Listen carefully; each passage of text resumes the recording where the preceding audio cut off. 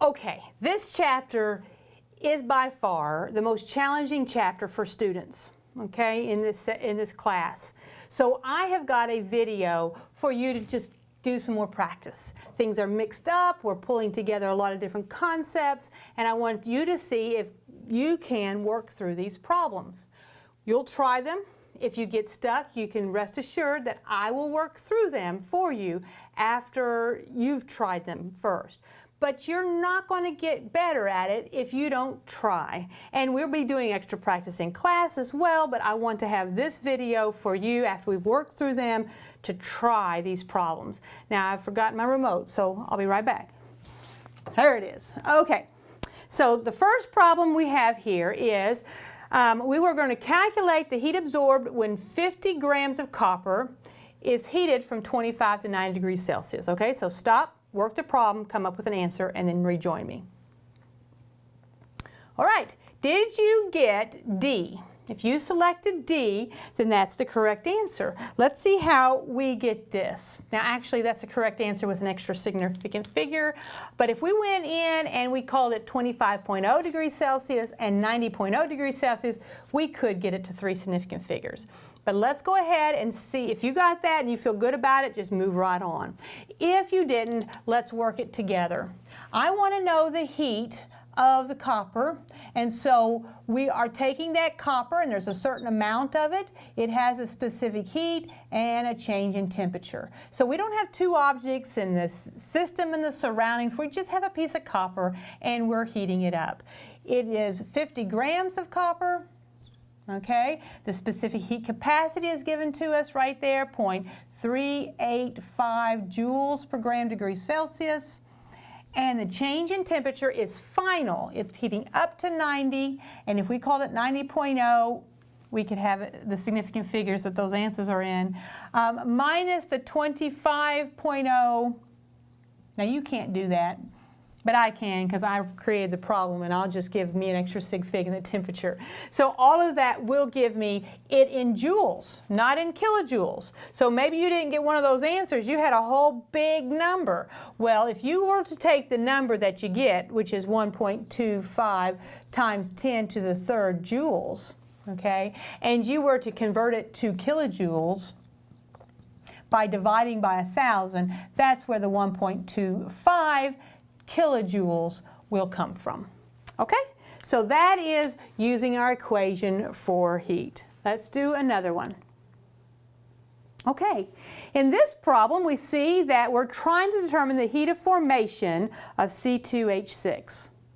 And they give me an overall reaction, and we see the delta H for that overall reaction. And it's giving me a few delta H's of formation. So I want you to think about it, stop. It doesn't matter how long it takes. Stop and see if you can construct getting an answer for this one. Once you have an answer, resume. All right, did you get A? If you got A, then you're correct. And you can scroll ahead in order to find the next problem. If you did not get that one and you're wondering how to get that, or you gave up, which I hope you didn't, let's see if we can work this one together. Okay, so I know that the delta H of the overall reaction, which is, let me move over as far as I can here, negative 3119.4 kilojoules, okay, and this is a weird way that this is denoted. Some books will give an overall reaction and say it in kilojoules per mole. That means for that reaction in moles, that's always assumed right there. I don't typically include that mole when I'm giving the overall reaction.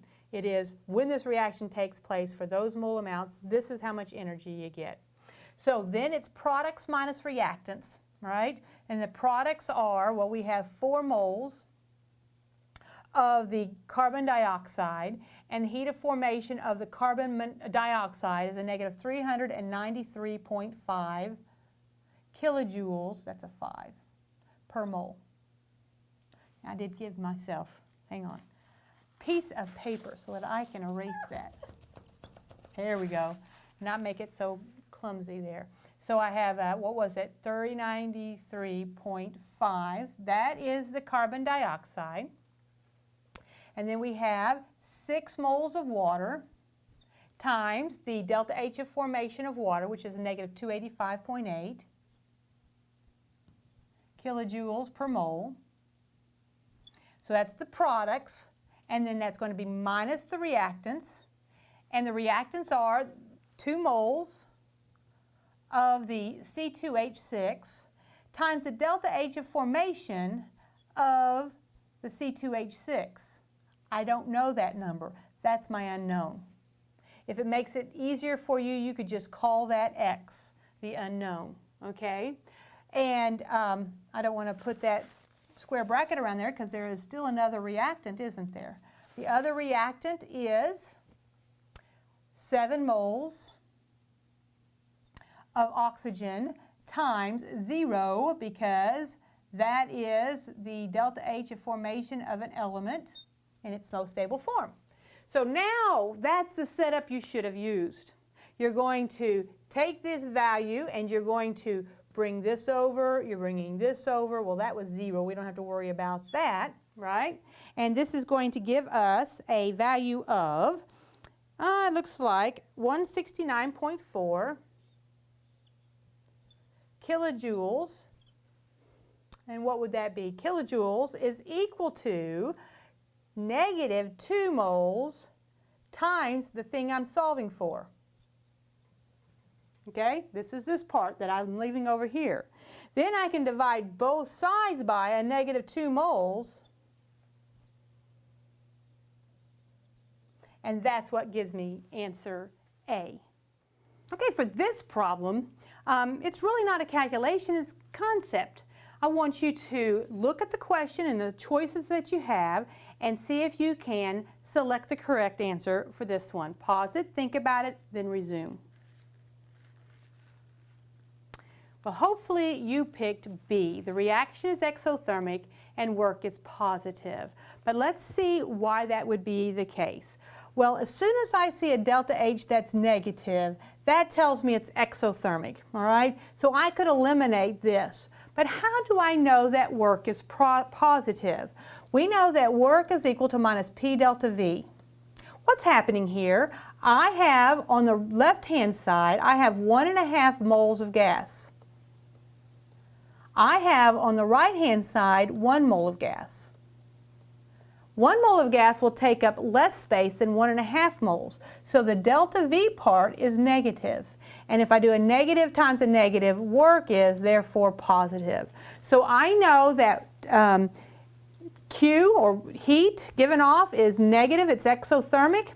I know that work is positive. And because of that, delta E, well, is it positive? We know that delta E equals Q plus W. I know that this is negative. I know this is positive. What you may or may not remember is that generally speaking, this term is much smaller and the heat dominates, okay?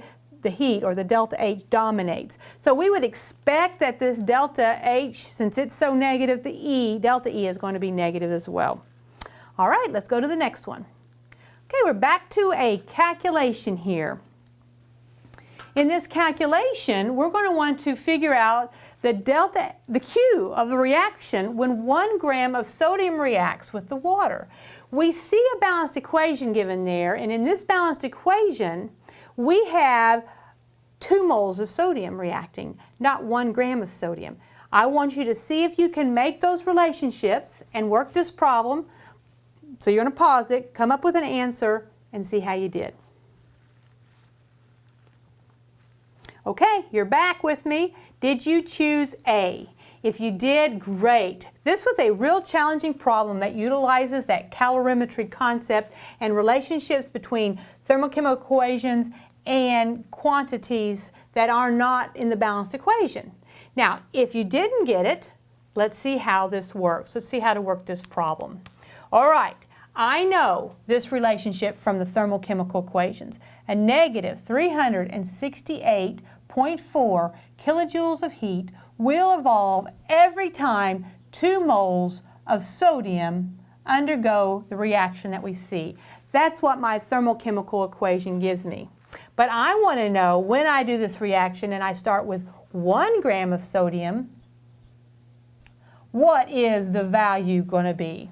Well, I cannot use this converter here, this dimensional analysis tool, until I have my sodium in moles. So the first thing I'm going to do is go from grams of sodium to moles of sodium. Okay, so we're going to go to the periodic table, and I have 22.99 grams in a mole. Now I know the moles of sodium. So I can go from moles of sodium to kilojoules. That doesn't look like a sodium to me. All right, that's why I've got this paper here. All right, we have the sodium, and we're going to go to kilojoules, and we take the negative 368.4 kilojoules and the 2 moles of sodium, and all of that will give me the negative 8.01 kilojoules, and that would be how much heat would be produced. Now we use the Q for the quantity that we ran, and what is the Q for the reaction, and the delta H is usually for the value in the balanced equation that we see there. So we're not doing the calorimetry, but we're doing that final step, which is so challenging for students, to take the quantity to the balanced equation or the balanced equation to the quantity. Let's move to the next one. All right, so in this problem we're seeing temperature changes given to me. We're given masses and information about specific heat capacities. I want you to see if you can come up with the answer to this one, and resume once you've come up with an answer. Did you get A? If you did, great. You've put the pieces together and you've come up with the correct answer. If you didn't get A, let's see what's going on here. Now what they're doing here in this case is they're taking a piece of the metal and putting it in water, okay?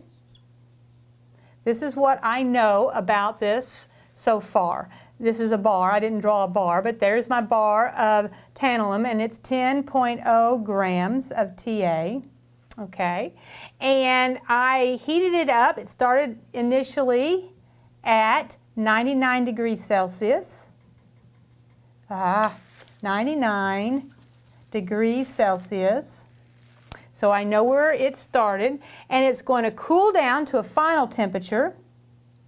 Now it tells me that the water and that, because that's what I can easily put a thermometer in, is the water, and I know they're going to go to the same temperature there, and they're both going to be, therefore, at the 5.1 degrees Celsius.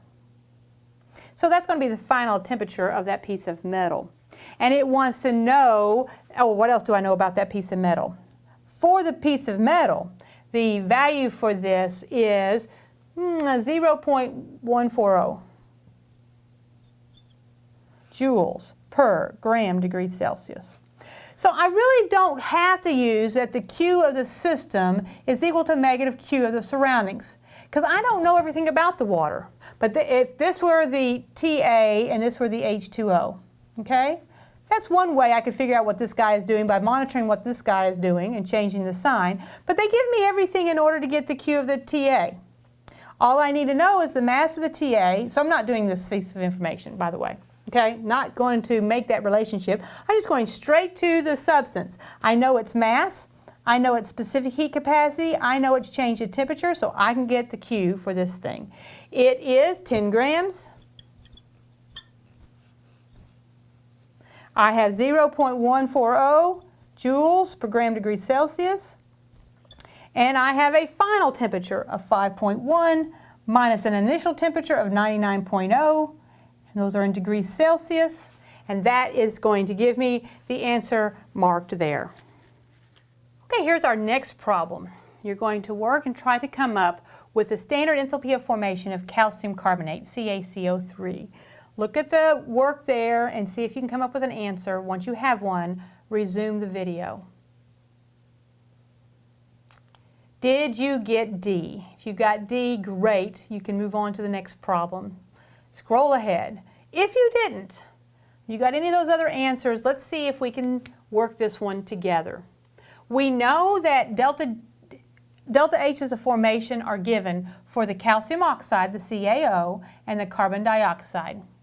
What we want to know is for the other substance in there. So if we look at that overall reaction, we know that the delta H of the reaction, okay, is equal to the products minus the reactants, okay? So we've got the calcium oxide, I have 1 mole of it, times the delta H of formation of calcium oxide. I have also carbon dioxide, I have 1 mole of it, so 1 mole of carbon dioxide times the delta H of formation of carbon dioxide, okay? Those are my products. My reactant, we subtract, we have 1 mole of it, and the delta H of formation of the calcium carbonate. So we want to know this one, okay? That's what we want to know. Do we know everything else? Well, they gave me the delta H of formation of the overall reaction. That is a positive 177.8, and that is kilojoules. We have the 1 mole, and they gave me the calcium oxide value of a negative 635.6. Negative 635.6, and that is kilojoules per mole. Okay. I have 1 mole of the carbon dioxide, and the value for carbon dioxide is a negative 393.5 kilojoules per mole. Okay. I've got the 1 mole of the thing we're looking for, and we'll just call all of that X. That's my unknown. So the moles are canceling, the moles are canceling. When I solve for X, that's going to give me that negative 1206.9 kilojoules per mole. All I'm doing is taking this minus this, which since it's negative, it ends up positive, okay? Minus this, which ends up, boy, that doesn't look like that's going to work out. Negative becomes more positive, negative becomes more positive. Oh, there's that minus sign, okay? So we'll take that minus sign over there, and that's going to give me an X, that is that negative value. Sorry about lost track of all those signs there, but that will give you that negative 1206.9 kilojoules per mole. All right, let's look at this one here. This is the last one of them. I'm giving you a reaction, and I am giving you a delta H for this reaction. I'm not giving you a numerical value for it, but I want to know how its delta H relates to the delta H of formation of liquid water. So pause and see if you can come up with a connection, and when you think you've kind of figured out a good connection, a way of coming up with a connection, then you can resume. All right. Did you choose B? If so, you were correct, okay? This reaction is twice as big as the heat of formation of liquid water. Since all of these answers have to do with liquid water, and there are a couple ways we could solve this problem, since all of these have to do with liquid water, let's write the reaction that applies to the formation of liquid water. We put H2O on the right-hand side, and it's a liquid. I'm going to form 1 mole of that from their elements in their most stable form. Hydrogen is H2. That's the standard form of hydrogen. It's a gas. Oxygen is O2. It's a gas. And now I need to balance it, but I have to balance it keeping the 1 mole on this side, so I'll put a 1/2 here. Now, the delta H for this reaction, by definition, is called the delta H of formation of H2O liquid. So it's got some value. If I look at that reaction, is it not twice as big as this reaction? If I take this reaction and double it, so this reaction that's on the screen up there is going to be twice as big as the value for the one I've written here in front of me. And so that would be one way of thinking of it. May not have been the way you thought about it. You might have thought about it this way. I know that the delta H of the overall reaction that I'm looking at would be products minus reactants, multiplying it by their coefficients. So it'd be 2 times, that's 2 moles, times the delta H of formation of H2O liquid. Put that L there, okay, that's the product, minus, okay, 2 times the delta H of formation of H2 plus 1 times the delta H of formation of O2, actually not 1, yes it is, 1, okay? And I know that this guy equals 0, I know that this guy equals 0, so all of that's going away, and what is the delta H of the reaction equal to? 2 times the delta H of formation of H2O, so that'd be a different way to look at it to get still the same answer, answer B. Conceptually, I would like for you to understand it either way, okay? Manipulation of understanding delta H of formation or the formation equation and utilizing it to solve for the one thing that you're wanting to know the relationship between. Okay, so this was just a series of different reactions. I think that was the last one. Yep, that's the last one that you got an opportunity to practice and then see me work some more problems with. And the key to working these and doing well in this chapter is kind of randomly selecting problems out of the back of your book. See if you can get the answer. Don't work them in order. Pull them randomly and see if you can work through and get the answer. I choose the ones that have the answer in the back of the book so that you'll know right off the bat whether you're getting them correct. Practice, practice, practice, and don't just try to get an answer, but think about the concepts and define the terms as you go.